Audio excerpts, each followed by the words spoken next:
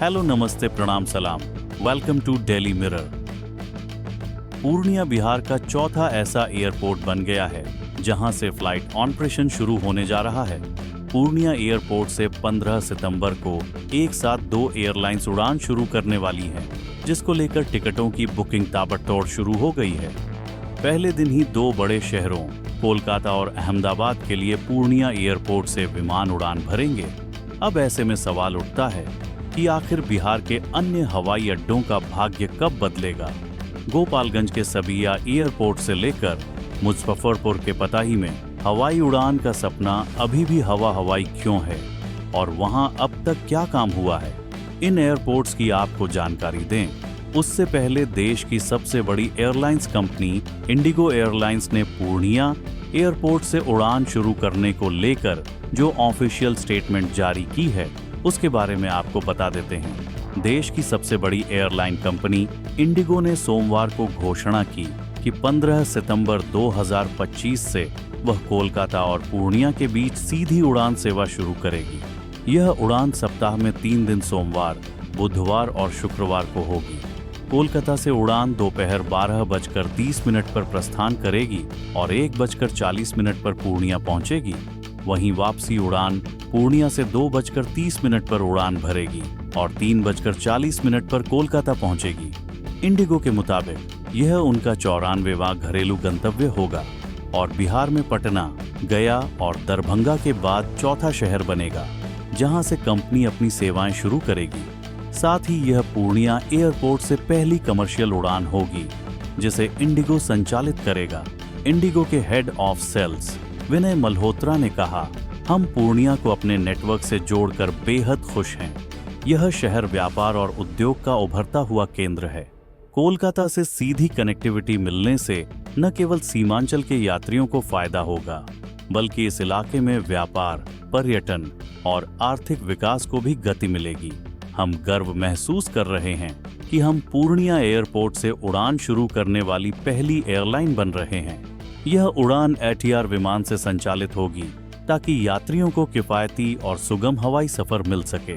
इससे पहले star air ने भी पूर्णिया से अहमदाबाद के लिए 15 सितंबर से उड़ान शुरू करने का फैसला लिया है, जिसके लिए टिकटों की बुकिंग जारी है और डिमांड लगातार बढ़ती जा रही है। ऐसे में सबसे बड़ा सवाल यह उठ रहा है कि पूर्णिया एयरपोर्ट का तो भाग्य बदल गया, लेकिन गोपालगंज, पताही, रक्सौल, मुंगेर, वाल्मीकि नगर, भागलपुर एयरपोर्ट की किस्मत कौन बदलेगा?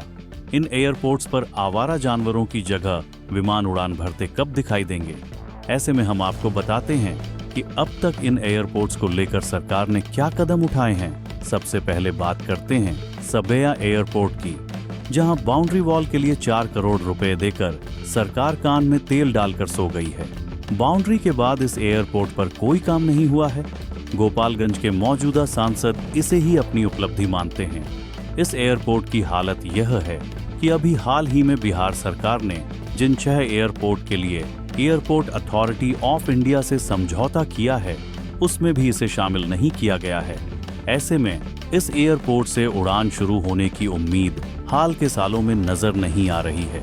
बता दें कि बिहार सरकार ने एयरपोर्ट अथॉरिटी के साथ 6 छोटे एयरपोर्ट विकसित करने के लिए MOU साइन किया है, जिनमें मुजफ्फरपुर का पताही भी शामिल है, जहां टीम इस महीने के अंत तक सर्वे करेगी।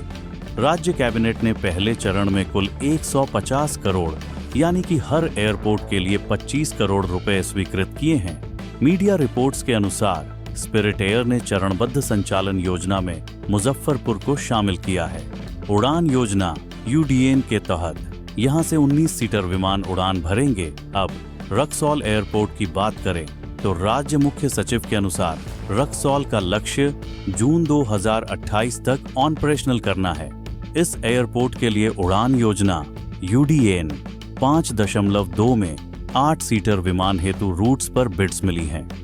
यह अनसर्व्ड एयर स्ट्रिप के रूप में सूची में दर्ज है। स्पिरिट एयर की चरणबद्ध योजना में रक्सौल का नाम भी शामिल है। मुंगेर एयरपोर्ट के लिए बिहार सरकार और एयरपोर्ट अथॉरिटी के बीच MOU किया गया है, जिसके तहत पहले चरण में 25 करोड़ की मदद से बुनियादी ढांचा, टर्मिनल और ATC तैयार किया जाएगा। आने वाले समय में स्पिरिट एयर मुंगेर से भी उड़ान शुरू करेगी। इससे पहले एआई की टेक्निकल स्टडी, ड्राइंग्स और अन्य क्लियरेंस प्रक्रियाएं चल रही हैं। बिहार सरकार और एयरपोर्ट अथॉरिटी के बीच वाल्मीकि नगर एयरपोर्ट के लिए भी समझौता हुआ है।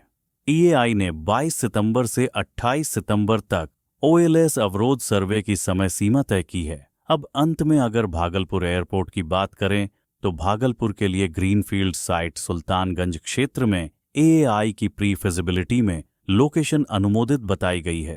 एआई टीम ने 17 से 19 फरवरी 2025 को साइट विजिट कर प्री फिजिबिलिटी स्टडी रिपोर्ट तैयार की है। राज्य सरकार को औपचारिक साइट क्लियरेंस आवेदन और दस्तावेज जमा करने को कहा गया है। कुल मिलाकर भागलपुर को अलग ग्रीनफील्ड के तौर पर आगे बढ़ाया जा रहा है। छोटे 6 एयरपोर्ट वाले एमओयू से अलग ट्रैक पर हैं। आज के लिए बस इतना ही। अगर आपको वीडियो पसंद आया तो इसे लाइक करें, शेयर करें, कमेंट करें और अपने चैनल को सब्सक्राइब करना न भूलें। मिलेंगे नई जानकारी के साथ। तब तक आप देखते रहिए डेली मिरर।